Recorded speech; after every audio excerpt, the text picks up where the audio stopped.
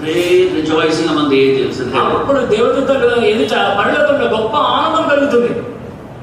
These were the words of the Lord Jesus Christ himself. ఇవన్నీ కూడా ప్రభువు యేసుక్రీస్తు వారు తానే పలికిన మాటలు. Heaven depended upon earth for their joy. పరలోకము తమ ఆనందం కొరకు భూమి మీద ఆధారపడుతుంది.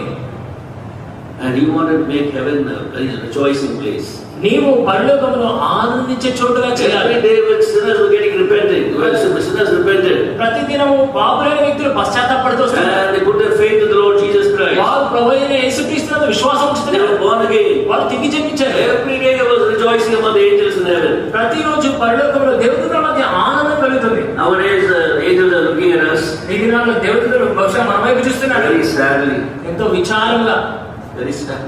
ఎంతో విచారం. So the people they gather, ఇంత మంది పుట్టుకున్నారు. hear the word of God this year and they let it out that side. ఈ సంవత్సరం దేవుని వాక్యం ఈ చెవితో వినాలి, చెవితో వదిలేశారు. So the